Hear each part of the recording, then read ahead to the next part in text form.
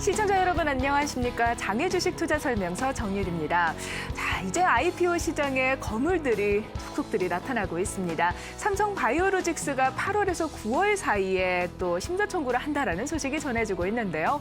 자, 이런 부분은 또 장외주식 시장에 어떤 영향을 미치게 될까요? 또 상장을 했던 기업들의 시장에 영향을 받으면서 길을 펴지 못하는 모습도 펼쳐지고 있는데 어떤 기업들이 상장을 했고 그 이후 상황은 어떻게 펼쳐졌는지 하나하나 전해드리도록 하겠습니다. 자, 오늘 이 시간 또 즐겁게 알차게 꾸며주실 두 분 소개해드리도록 하겠습니다. 김혜동 대표, 장현찬 과장님 나오셨어요. 안녕하세요. 안녕하십니까. 김혜동 대표님, 제가 아까 살짝 앞서서 삼성 바이오로직스에 대해서 이야기를 했는데요. 네. 자, 일단 뭐 시장의 자금이 거기로 너무 몰리지 않을까 하는 걱정도 네. 있어요. 네, 어떻게 보시나요? 우선 삼성바이오 하면 뭐 연초부터도 그렇고 투자자들한테 굉장히 많은 관심을 받고 있는 종목이고요. 규모도 한 시가총액이 한 10조 정도 되고 공모 규모가 한 3조 정도 된다 그러니까 한 20% 일반인 배정을 하니까 한 6천억 정도 되니까요. 조금 넉넉하게 그래도 좀 받을 수 있는 종목이 아닌가 싶습니다. 굉장히 관심이 많으실 것 같습니다. 네, 삼성 바이오로직스뿐만이 아니라 최근 들어서 장외 주식 시장에 대한 관심이 상당히 뜨거운데요. 사실 주식 시장이 숨고르기 장세를 보여주면서 또다시 하락하는 거 아니냐 하는 걱정도 있습니다. 썸머랠리에 대한 기대감이냐 아니냐 하는 상황에서 우리가 크라우드 펀딩에 대해서 알아보고 있잖아요, 과장님. 네. 크라우드 펀딩에 투자하기에 가장 좋은 적기 이런 것도 있을까요? 이건 솔직히 이제 시기 문제가 아니라 이제 주식이나 모든 게 장외 주식도 그렇고 이제 장내 주식도 그렇고 이제 제가 설명해 드리는 크라우드 펀딩도 이런 분산 투자를 하시는 게 결국에는 이제 손실을 줄이는 하나의 방향이라고 저는 생각합니다.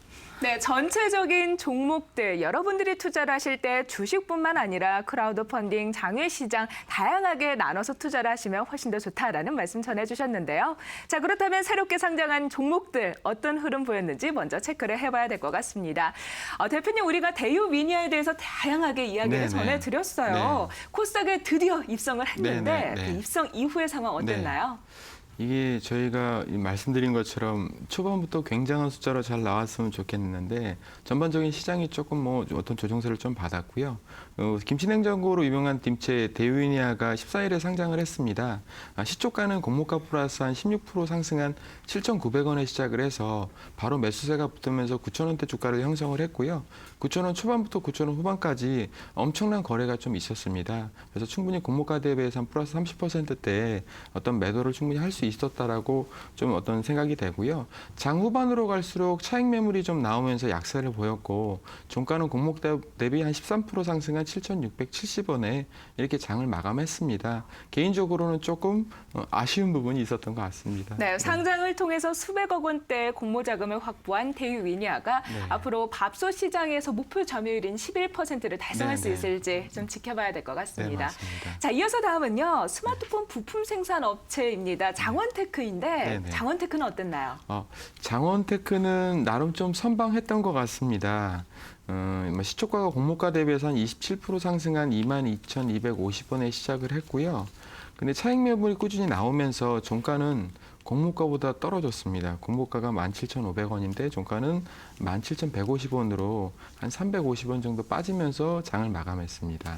네, 장원테크는 베트남 법인을 통해서 계속해서 부품을 생산하다 보니까 실적에 좋은 영향을 줄 수 있다라는 네네, 기대가 맞습니다. 있는데 일단 전체적인 상황이 어떻게 진행될지 지켜봐야 될 것 같습니다. 네네. 자, 이어서 이전 상장을 한 업체입니다. 자, 어떤 회사죠? 네, 옵토팩이라는 회사가 오늘 상장을 했는데요. 코넥스 시장에서 코스닥으로 이전 상장하는 시총이 한 200억 원대 후반의 어떤 스몰캡 회사입니다. 근데 이게 의외로 되게 결과는 좀 좋았던 것 같습니다. 시초가는 공모가 플러스 한 5% 상승한 6,210원으로 시작을 했는데요.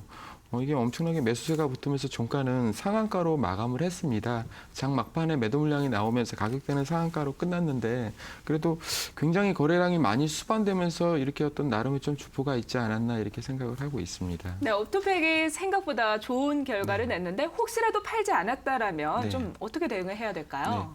지금 장 마감하면서 매수세가 좀 많이 있었으면 모르는데 그 부분에서 좀 매도 물량이 쌓이면서 나와서 내일 또 조심스럽게 한번 매도를 하는 게 좋을 것 같습니다. 네. 네, 코넥스에서 코스닥으로 오늘 새롭게 상장을 한 이 업체 옵토팩에 대해서도 들어봤고요. 그 밖에 대유위니아, 장원테크에 대한 소식 들어봤습니다. 자, 계속해서 이제 상장을 앞두고 있는 회사들 짚어볼 차례인데요. 공모청약 결과가 나온 회사들입니다. 네네. 우리손 FNG, 네네. 자, 어떻게 결과가 발표가 됐나요? 네, 우리손 FNG 같은 경우에는 지금 기관하고 일반 쪽에 어떤 관심은 굉장히 많은 것 같습니다. 우선 수요 측 경쟁률은 455대 2를 기록했고 기관은 554개 기관이 참여를 했습니다. 또 확약 비율이 40% 정도가 돼서 또 어떤 기관들이 봤을 때 굉장히 매력적인 종목 중에 하나로 본 것 같고요. 이로 인해서 공모가는 상단이 2210원에 결정이 됐고요. 공모청약 결과도 상당히 어떤 괜찮았던 것 같습니다. 청약률이 912대 1을 기록하면서 일반인들한테도 굉장히 흥행이 지금 되고 있다 이렇게 판단이 됩니다. 네, 양돈 사업을 하고 있는 우리손 FNG가 수직 계열화를 통해서 그 위험, 리스크를 최소화시켰다는 부분이 참 매력으로 작용을 네. 한 것 같아요. 맞습니다. 우리가 이 시간을 통해서 좀 짚어드렸던 부분이죠. 네, 맞습니다. 자, 계속해서 우리가 좀 네. 매력 있는 회사들 많이 소개를 해드렸었는데요. 네, 네. 전에 우리가 플랫폼 메리트를 가지고 있는 회사 네. 팍스넷에 대해서도 들어봤어요. 네, 네. 자, 이 회사는 또 어떻게 발표가 됐나요? 네, 팍스넷은 뭐 여러 증권 투자하시는 분들이 잘 알고 계시지만 회원이 한 600에서 700만 원 정도 증권 투자자를 확보하고 있는 최초의 어떤 증권 정보 사이트입니다. 근데 팍스넷이 이제 상장을 위한 절차를 진행 중에 있고요. 지금 주요 사업으로는 스탁론 계좌 리스크 관리 사업을 하고 있고 또 어떤 모니터 플랫폼을 통해 가지고 증권 정보를 제공을 하고 있습니다. 또 광고 사업도 같이 영위를 하고 있고요. 2013년에 KMH 악영그룹에 인수된 이후에 어떤 보험 영업 대리점 사업부를 또 철수하고 팍스TV를 인적 분할하면서 구조조정에 성공을 했습니다. 그래서 작년에 실적이 지난해보다 한 36억 정도 순이익이 나는 좋은 회사로 탈거금을 했죠. 기관 수요 예측 경쟁률은 총 한 841개 기관이 참여를 해서 경쟁률은 753대 1을 기록하면서 공모가는 상단에 결정이 됐고 굉장히 흥행을 하고 있는 상황입니다. 네, 상당히 많은 기업들의 공모 청약 결과가 발표가 됐습니다. 네네. 자, 그런데 좀 생소한 회사들도 있어요. 네. 두올, 네. 어떤 회사인가요? 두올은 어떤 차량용 시트를 만드는 회사인데요. 현대 기아차 쪽으로 매출이 좀 집중되어 있습니다. 근데 아시겠지만 최근에 어떤 자동차 산업에 대한 투자자들의 인식이 그렇게 뜨겁지가 않아서 전반적인 어떤 기관이나 일반의 참여 경쟁률은 생각보다 좀 낮았던 것 같습니다. 우선 기관 수요 예측 경쟁률을 보면 어떤 72대 1 정도를 기록을 했고요. 기관 참여자는 316개나 되는데 나름 이렇게 소극적으로 좀 참여를 한 부분이 있는 것 같습니다. 오늘 또 일반 청약이 마감이 됐는데 경쟁률은 한 2대 1 정도 나왔고 청약 증거금이 137억 정도밖에 안 모여서 기관하고 일반 쪽에서 보는 시각이 약간 보수적으로 보고 있는 것 같습니다. 네, 공모가가 상당히 좀 높지 않네요. 네네. 좀 이런 부분이 오히려 좀 높지 않지만 또 낮지도 않다는 부분이 네네. 부담이 될 수 네네, 있을 것 같습니다. 맞습니다. 자, 이어서 마지막으로 우리 엔지스 테크놀로지 짚어보도록 할게요. 네. 엔지스 테크놀로지는 요즘에 이슈가 되고 있는 커넥트카 관련주인데요. 이 관련해서 소프트웨어를 개발하고 있는 회사입니다. 커넥트카란 통신망과 IT를 연결하는 스마트카를 말합니다. 시장에서는 굉장히 이슈가 되고 시장의 반응이 좋다라고 보시면 될 것 같고요. 기간 수요 예측 경쟁률은 476대 1을 기록했고요. 참여 기간 수는 495건의 기관들이 참여를 했습니다. 또 확약 비율도 한 20% 정도 이상 나오고 공모가는 10,000원에 결정이 됐습니다. 네, 네네. 공모 청약 결과 다양한 기업들이 발표를 했습니다. 우리손 FNG, 팍스넷, 두올, 그리고 엔지스 테크놀로지까지 짚어봤는데요. 계속해서 이제 상장을 앞두고 있는 회사들 짚어볼 차례입니다. 이렇게 우리가 이 네. 시간을 통해서 많은 회사들을 전해드리고 있지만 네. 이거를 통해서 정말 좋은 정보 얻어가시는 분들 많으시다고 해요. 네. 특히나 선별하실 때 주의를 네. 많이 기울이신다고 했는데 네, 네. 오늘 어떤 회사 가지고 나오셨나요? 오늘은 에코마케팅이라는 회사를 준비를 했습니다. 온라인 PC나 모바일을 통해서 어떤 광고 대행 사업을 하는 업체인데요. 기존의 전통시장의 광고 시장은 상대적으로 굉장히 작지만 모바일이나 PC 쪽으로 해서는 시장이 굉장히 커지고 있다는 상황들을 저희는 확인할 수 있었습니다. 근데 에코마케팅 같은 경우에는 고객들이 온라인 PC나 모바일을 통해서 어떤 광고주가 고객들한테 전하고 싶은 그런 메시지를 제작하고 만들어서 좀 이렇게 적절하게 그것을 이제 뿌리는 그런 역할을 하는 어떤 그 광고 대행업을 한다라고 보시면 될 것 같습니다. 자, 온라인 광고 시장에 좀 특화되어 있다라는 말씀이신 것 같은데요. 사실 이 시장에서 얼마나 경쟁력이 있는지를 짚어보려면 우리가 실적 메리트를 짚어봐야 될 것 같아요. 네. 실적은 좀 증가하고 있는 추세인가요? 어떤가요? 에코마케팅 같은 경우에는 2013년 대비해 가지고 실적이 굉장히 올라가고 있습니다. 전반적으로 이제 PC나 모바일 광고 시장 자체가 워낙 커지고 있기 때문에 그거에 어떤 수반돼서 성장하고 있는 것 같습니다. 2013년 매출 기준으로는 125억 정도에 불과했는데 2015년 197억 정도의 매출을 기록하면서 한 58% 정도 증가했고요.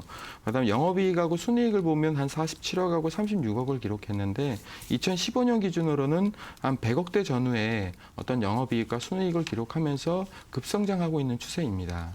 네, 성장이 굉장히 증가하고 있다는 게 우리가 표를 통해서 확인해 볼 수 있었습니다. 자, 그런데 이렇게 실적이 증가할 수 있었던 비결이 있을 것 같아요. 다른 회사랑 비교했을 때 경쟁력이 있다라면 어떤 부분일지 전해주세요. 네. 이 에코마케팅 같은 경우에는 그 CEO 김초롱 대표가 어떤 2003년부터 2010년까지 2003년부터 창업을 해서 한 10년 동안 꾸준히 이쪽 온라인 광고 마케팅 부분에서 집중을 했다라는 부분들이 어떤 경쟁력으로 두각이 되는 것 같습니다. 어떤 본인의 마케팅보다는 고객의 마케팅 어떤 그런 결실 극대화를 위해서 아주 집중을 하는 모습들이 어떤 다른 어떤 고객사들을 또 유치하는 되게 긍정적인 부분으로 어떤 반응이 되는 것 같고요. 영업 관련 비용이 어떤 에코마케팅을 스스로 홍보하는 부분에 비용이 나가지 않고 어떤 고객을 통해서 또 다른 고객이 유치되다 보니까 영업 관련해서 비용이 절감되는 부분들이 어떤 수익에 반영이 충분히 된 것 같습니다. 네, 고객사들의 입소문을 통해서 장사를 한다라고 하니까 더 신뢰도 가고 또 그만큼 비용적인 측면도 줄일 수 있을 것 같습니다. 자, 가격적인 측면의 메리트도 있을지 궁금해지네요. 네. 우선 공모가 밴드는 27,000원에서 31,000원 정도인데요. 기관 수요 측은 우선은 마감은 됐습니다. 한 내일 정도 공모가가 나올 것 같은데 지금 분위기로는 상단 아니면 상단 이상에 결정될 정도로 기관들이 굉장히 어떤 적극적으로 참여를 했다고 합니다. 시가총액 기준으로 보면 한 2,200억에서 한 2,500억 정도 되는데요. 공모가가 상단에 됐다라는 기준으로 PER을 보면 한 27배 정도 됩니다. 제일기획이나 이노션 같이 기존의 전통 광고 어떤 시장을 대상으로 하는 광고 대행사들하고는 비교했을 때는 좀 비싸 보이긴 하지만 유사한 모델을 갖고 있던 나스미디어가 시장에서 한 PER의 한 42배 정도 평가를 받고 있어서 그리고 또 장외가가 현재 한 55,000원 정도 이상 형성되고 있기 때문에 상장 흐름은 굉장히 좀 좋을 것으로 보이고 있습니다. 네, 마지막으로 향후 일정 어떻게 진행될지 들어보도록 하겠습니다. 네. 내일 수요 측 결과가 발표되면 공모가는 나올 거고요. 공모 청약일은 26일하고 27일입니다. 주관사나 한국투자증권 통해서 공모주 청약이 가능하십니다. 네, 온라인 그리고 모바일 마케팅을 전문적으로 하고 있는 에코 마케팅에 대해서 들어봤습니다. 저희는 IPO 일정 짚어보고요. 다시 돌아오도록 하겠습니다.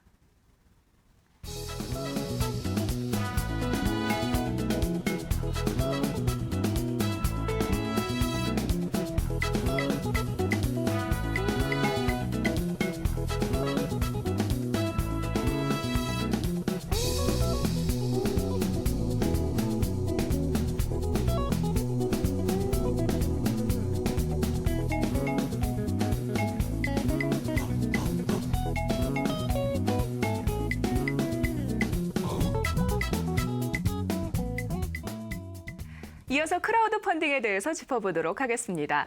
과장님, 지난 시간에 우리가 은행 예금과 비교해서 말씀을 해주셨잖아요. 예금보다는 수익이 높다라는 말씀 전해주셨는데 아니 생각해보니까 그만큼 위험이 있으니까 더 수익이 좋은 거 아닐까요? 네. 물론 은행의 예금은 말씀하셨듯이 예금자 보호 제도로 인해서 100% 원금이 이제 보존되는 형태입니다. 만약 신용으로 돈을 빌리는 신용대출에 직접 투자를 하게 되신다면 예금과는 달리 이제 조금 원금 손실 가능성이 조금 커지기 마련입니다. 하지만 담보대출 상품은 신용대출에다가 이제 담보를 얹은 격인데요. 담보물로 인해서 그만큼 안정성을 이제 가미한 것입니다. 대출형 업체인 A 업체의 경우에는 비상장 주식 중 거래가 많이 일어나고 이제 우량한 주식을 담보로 대출 상품을 구성하는데요. 장외 시세 대비 40%만 이제 대출을 해주기 때문에 상대적으로 안전하다고 볼 수 있습니다. 네, 주식을 대출, 담보로 삼는다라는 말씀이시잖아요. 네네. 근데 이제 주가가 계속해서 움직이다 보니까 아무래도 이 부분이 40% 이하로 주가가 좀 내려가게 되면은 좀 안전하지 않은 거 아닌가라는 생각도 드는데요. 네, 맞습니다. 우선 일단 40% 이하로 내려간다 해도 손실이 바로 발생하지는 않습니다. 최종적으로 이제 담보 주식이 40% 이하로 내려가는 동시에 그리고 대출자가 자금을 상환하지 못하는 동시에 추심을 통해서도 펀딩 금액을 회수하지 못한다면 이런 세 가지 모든 이제 요건을 충족해야지만 이제 원금 손실이 발생합니다. 그리고 A 업체의 경우에는 40%의 비율로 이제 대출을 해 주기 때문에 이제 60%의 지점에 이제 담보 유지 라인을 이제 설정을 하고 60% 이하로 이제 주가가 하락을 하면은 유지 증거금을 수치해서 60%의 선을 항상 맞추게 됩니다. 지금 말씀해 주실 때 뭐 40%, 60% 담보 유지금 말씀 많이 해주셨는데 이게 너무 숫자가 많다 보니까 네네. 잘 이해가 안 되는 것 같아요. 조금 더 네네. 자세하게 예를 들어서 설명해 주실 수 있을까요? 네. A 업체에서 최근 펀딩이 끝난 FNS 테크 개인 주식 담보대출 채권을 이제 좀 예를 들어서 설명해 드리도록 하겠습니다. 우선 이 상품은 담보 주식이 FNS 테크였고요. 그리고 이제 당시 이제 A 업체에서는 그때 당시 FNS 테크 장외 시세인 4,500원을 이제 기준가로 책정을 했었고요. 총 담보 주식 수는 11,000주였습니다. 그래서 평가액이 5천만 원이었고요. 그리고 이제 2천만 원을 모집을 했으니까 대출 비율이 40%인 셈입니다. 이 상품의 경우에는 2,800만 원이 담보 유지 라인으로 이제 설정되어 있는데요. 한 주당 가격으로 환산을 하면은 결국 4,500원 시세가 4,500원이니까 4,500원짜리 이제 주식을 담보로 해서 1,800원이 이제 대출이 나간 것이고요. 2,500원, 그러니까는 60% 지점인 2,500원이 담보 유지 라인으로 이제 설정이 되어 있는 겁니다. 그래서 주가가 2,500원 이하로 이제 빠지게 되면 이제 100원만큼 이제 그 대출 해준 그 분한테 이제 100원만큼 수치를 해서 2,500원을 항상 맞추게 되는 겁니다. 그러니까 이게 대출 비율이 40%고 담보 유지 비율이 있다라는 말씀이신 것 네네. 같아요. 자, 그런데 만약에 이 담보 유지 라인 방금 설명해 주신 2,500원 선을 이탈을 한다면 네네. 그 충당금을 내야 된다라고 하셨는데 네네. 만약에 그 충당금을 내지 않는다면 네. 어떻게 되나요? 네. 일단 100원을 방금 막 말씀드린 것처럼 100원을 내지 않는다면은 당연히 당시 시세인 2,400원에 이제 반대 매매를 통해서 아까 대출 나간 금액 1,700원을 이제 회수하게 됩니다. 그래서 근데 이제 또 극단적으로 하루아침에 FNS 테크가 이제 뭐 도산을 한다면 담보 주식 가치가 0원이 될 수도 있지 않습니까? 네. 근데 하지만 이제 그렇게 된다고 해서 대출 계약이 없어지는 건 또 아니니까 추심이라는 과정을 이제 거치게 됩니다. 추심이라는 과정은 이제 그러니까는 대출 채권 공증을 통해 가지고 이제 나중에 이제 집행권을 바로 행사할 수 있게끔 하는 어떤 그런 법정 행위인데요. 추심을 했음에도 불구하고 이제 원리금 전부를 회수하지 못한다면 그때 부실이 발생하게 되는 것입니다. 네, 대출형 크라우드 펀딩은 담보 유지 라인이 있기 때문에 상대적으로 안전하면서 수익도 은행 이자보다는 좋다라는 네네. 말씀 전해주셨습니다. 네네. 자, 그렇다면 우리 증권형 크라우드 펀딩에 대해서도 좀 들어봐야 될 것 같아요. 네네. 일단 제가 이제 한 주 동안 조사한 이제 증권형 클라우드 펀딩 업체인 비사에 대해서 이제 소개해드리도록 하겠습니다. 비사에서는 최근 쉐어잡이라는 주식, 장외 주식에 직접 투자하는 펀딩건이 있었는데요. 총 1억 원을 모집했었고 발행가는 10만 원이었습니다. 그러니까 총 1,000주를 모집했던 것이었고요. 투자자는 최소 한 주부터 투자가 가능했었습니다. 총 42명이 참여했고 펀딩 모집 금액은 1억 원이었지만 이를 초과한 1억 1,000만 원의 펀딩이 마감됐었습니다. 네, 쉐어잡이라고 하셨는데 네. 쉐어잡, 일을 나눈다라는 뜻인 것 같아요. 네네. 좀 어떤 뭐 업체인가요? 네. 일단 쉐어잡은 기업가 구직자 모두를 대상으로 한 지인 추천 기반의 신개념 채용 정보 서비스를 지향합니다. 기존 리크루팅 서비스에서 벗어나서 누구나 지인을 추천할 수 있고요. 그리고 추천받은 사람의 채용이 이루어지면 헤드헌터처럼 이제 일종의 보상금이 이제 주어지게 되는데요. 쉐어잡을 활용하면은 내부 직원이나 아니면 주변 지인들을 헤드헌터처럼 이제 활용할 수 있어서 약간 이제 그런 점이 이제 인재를 찾는 비용과 시간을 좀 절약할 수 있다고 보시면 보시면 될 것 같습니다. 국내 헤드헌팅 시장 규모가 2015년 기준으로 약 5천억 원으로 추산되고 있는데요. 기존 채용 업체와 이제 차별화를 꾀하는 이 쉐어잡이 이러한 시장을 이제 장악할 수 있을지 기추가 주목되는 펀딩건이었습니다. 네, 쉐어잡, 리크루팅인데요. 좀 기본에 있었던 회사들과 다르게 지인을 추천할 수 있다는 부분이 분명한 메리트가 아닐까 싶은 생각을 해봅니다. 오늘 크라우드 펀딩에 대해서 특히나 자세하게 들어봤습니다. 대출형 크라우드 펀딩 어떤 것인지 궁금하셨다면 여러분들 오늘 좀 시원하게 해결이 되지 않았을까라는 생각을 해보는데요. 계속해서 IPO 시장에 관심이 뜨거워지면서 많은 기업들이 상장을 하고 있습니다. 그 정보 저희와 함께 가지고 가시면서 장외 주식 시장에 대응해 보시는 건 어떨까요? 네, 오늘 저희가 준비한 내용은 여기까지입니다. 저희는 다음 주 수요일에 다시 찾아뵙도록 하겠습니다. 함께해 주신 여러분 고맙습니다.